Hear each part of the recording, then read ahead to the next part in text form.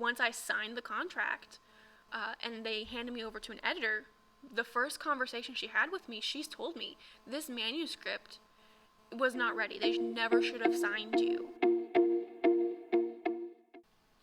Hello creatives, I'm back again, and today we'll be talking about my lessons learned from my first book published.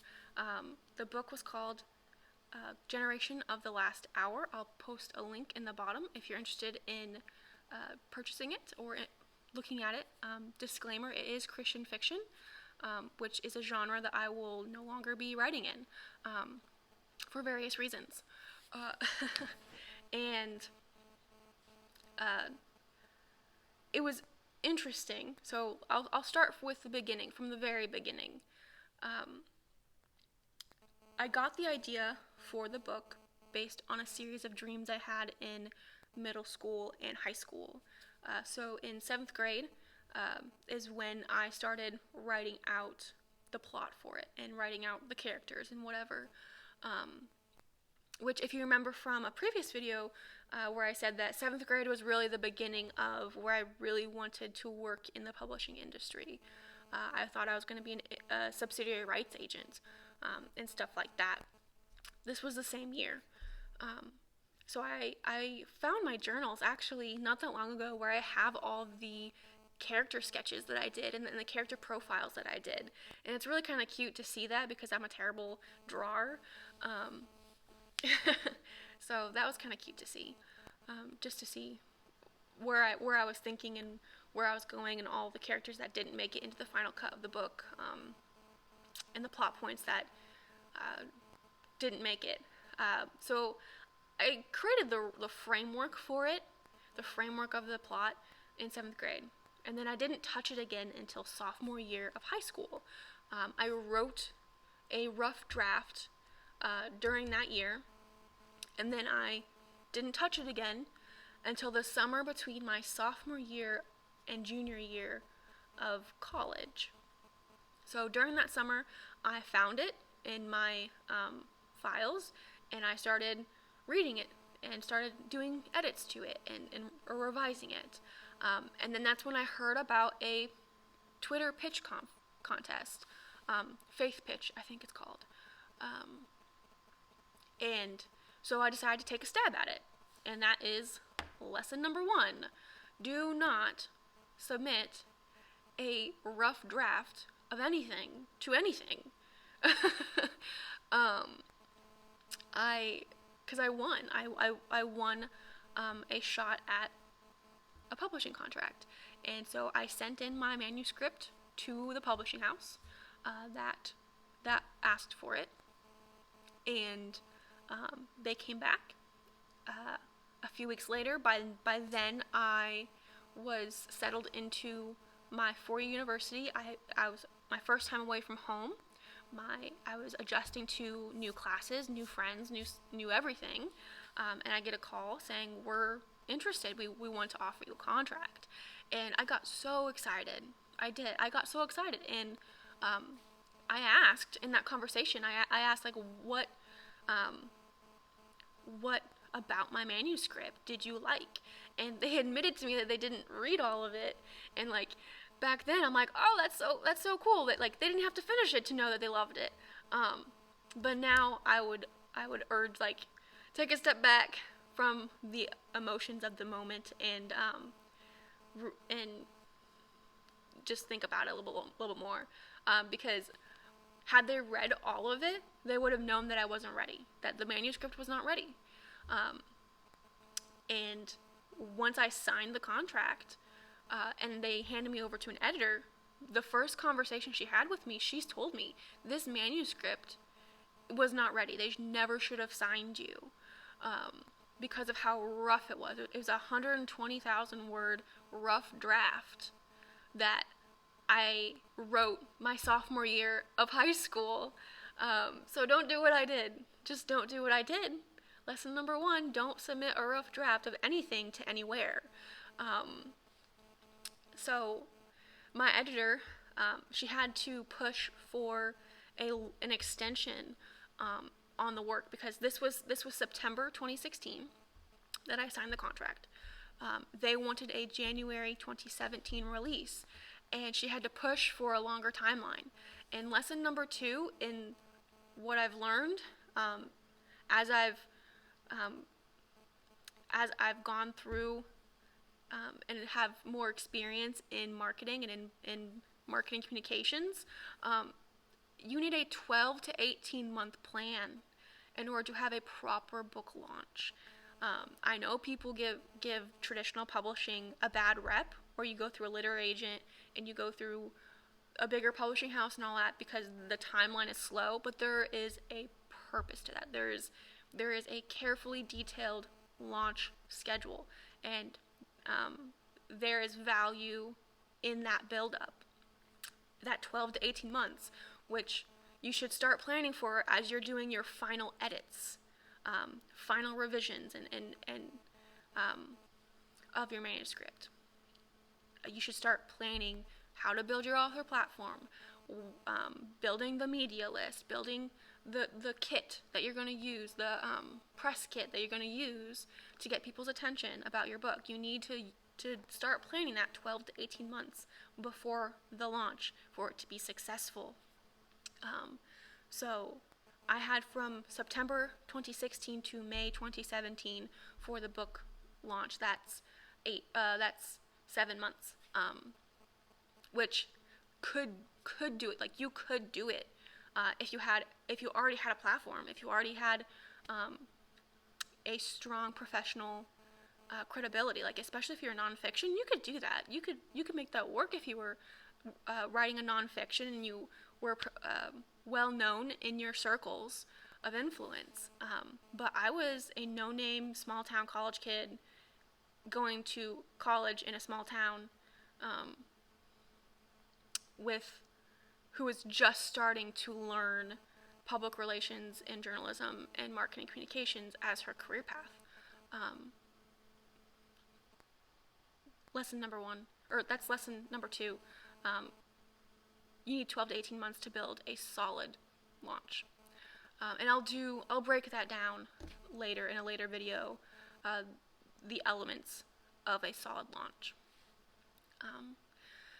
So we go into, it's my first semester away from home, my first semester of my real, like, major classes, and I'm jump right in to be heavily involved in 2 student organizations, and this is lesson number 3. Know your capacity. Be honest about what you can and can't put on your plate. It has taken me a long time to realize where my limits are, and that semester, that whole year, honestly, was the entire college experience was basically me pushing myself to my limits, to the detriment of my health. So I do recommend that you be honest about your capacity. You be honest about what you can and can't take on. Because I was editing until 2 or 3 in the morning, and then getting up to go do all my classes, do all my extracurriculars, every single day. It was like on repeat. I was getting on the regular maybe 3 hours of sleep, and I was living off coffee. Don't do what I did. Don't do what I did. Don't do what I did. Yeah. So, and I'll break down the different types of edits that happened. So because I submitted a rough draft, the first several rounds of edits were developmental. And developmental edits are basically taking a broad look at the basic plot points, the basic character development arcs, and all that stuff, to see what's working, what's not, how to fix some very big, how to fix some plot holes, really looking at it from what questions would the reader have, and how do you address those questions. And it changed. This is the most beneficial thing. I loved my editor. She was very honest with me, and I loved her brutal honesty. And you need an editor who will be brutally honest with you. because she helped see some glaring issues with my writing that I never would have noticed had it not been for her. But it made it better. It made it so much better. And then the next round of edits were copy edits. So taking a look at, or no, it was line editing. Taking a look at line by line, sentence by sentence, what needs to be addressed, what grammar mistakes were I constantly making, where were there too many words, which sentences weren't clear enough, just stuff like that. It made me a cleaner writer. I still ramble in verbally, but when you're writing, there needs to be, especially if you're writing for a young adult genre, commercialized writing styles are much more concise. There is a place for more prose type books. There is a place for that. There is a genre for that. But for my genre, concise was the expectation.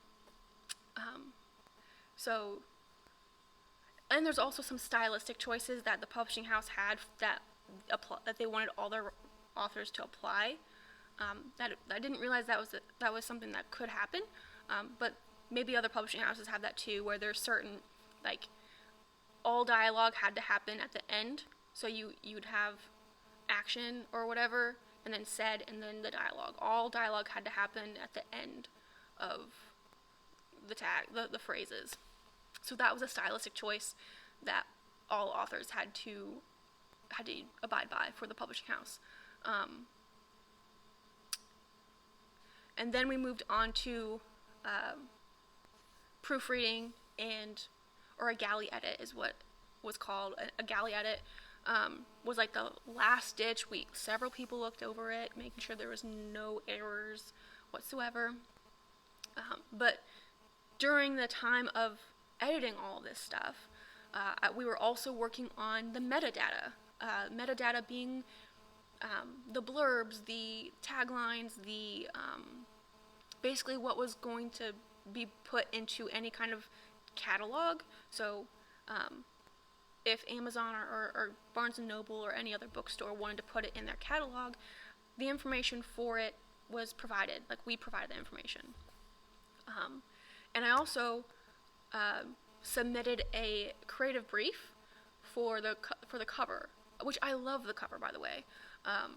And I consider myself lucky, because not every author ends up loving their cover.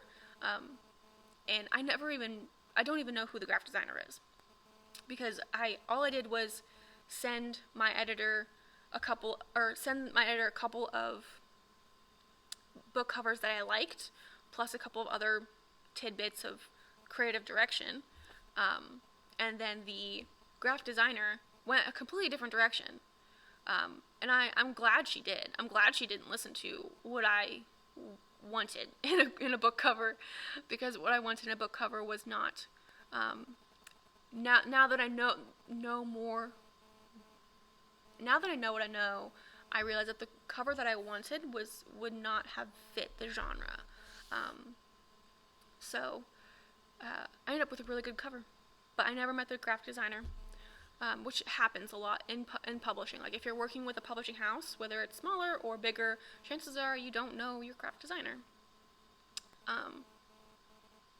So in January 2017,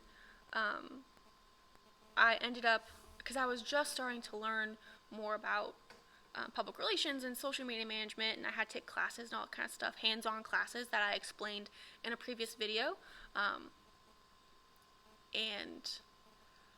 I ended up becoming a freelancer for the publishing house, doing social media management and publicity stuff. And I kind of regret doing that. But at the same time, I learned a lot there too. I don't know what lesson I'm on now, 3 or 4. I don't know. And you guys can't tell me. But the next lesson I learned was you need a mix of both social and like organic and paid in order to build momentum for your platform and to do marketing. Like that was my first real experience with the serious need to understand digital marketing. And if you've ever freelanced social media management before, you will understand when I say strategic differences can cause friction in the professional relationship. And that's what happened. Before, like they're nice people. They're very nice people. They're doing good work. Like, I don't want any of this to come across wrong. But I wish I hadn't accepted it because, yeah. Learn digital marketing. Just learn digital marketing. You need to know how to use Google Ads. You need to know how to use Facebook ads. You need to know how to use, maybe even just you need to learn. You need to learn how to use digital tools. And I'm hoping that in the near future, I'll be able to do some videos on demystifying digital marketing for you guys, especially as it pertains to book marketing. Yes. So, biggest lesson I learned freelancing publicity stuff with them is that you need a mix of organic and paid advertising for your digital presence. And another thing I learned in that process, it was only like 6 months that I freelanced for them, is that if you are not the representative of the publishing house, most media contacts won't take anything from you. So I was, because after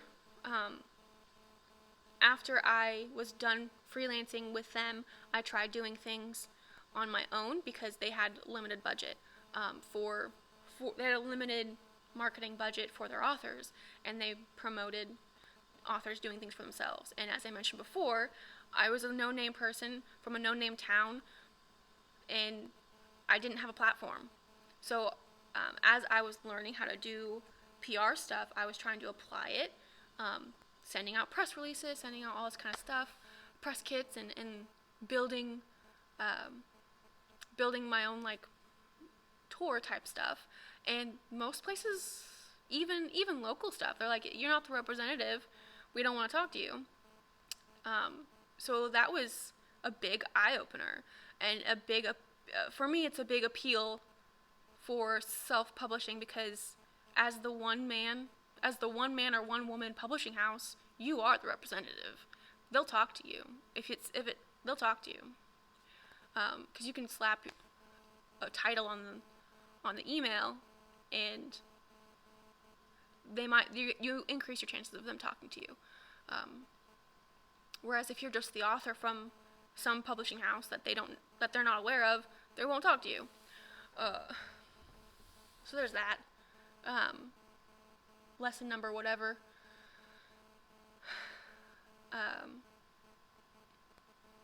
So after that experience, which kind of left a very sour taste in my mouth, and I was so put off by social media management, I never wanted to do social media management ever again. And it's so funny because I'm a digital marketer now for an auction house and an estate sale consignment store, and I eat, live, and breathe social media now. So it's really kind of funny how that happened. It's really funny how that happened, actually. But full circle. So in summary, the biggest lessons learned are: don't submit a rough draft of anything to anywhere. You need a 12 to 18 month plan to have a successful launch.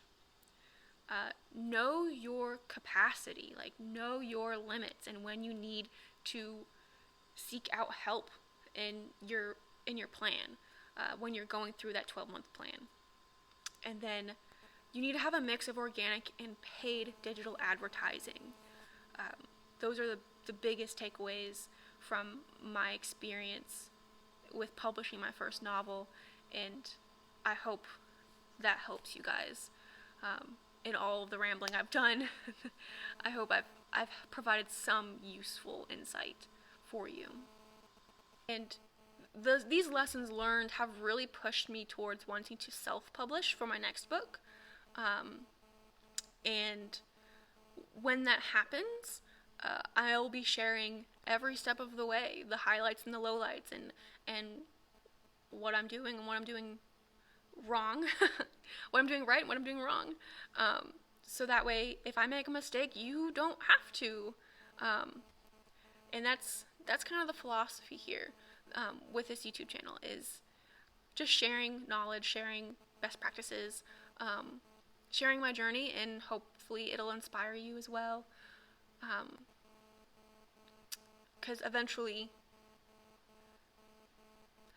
so yeah, I'll put a bunch of links in the bottom for my book and to my blog and to sign up for email newsletters, and hit subscribe so you can keep continuing getting notifications for this content. And I also am open to freelance work. So I also put the link in that to take a look at some of the freelance stuff that I offer. Because now I live, eat, and breathe both organic and paid digital marketing. That is my job. That is my full-time job right now. But I'm also open to select freelance projects as well.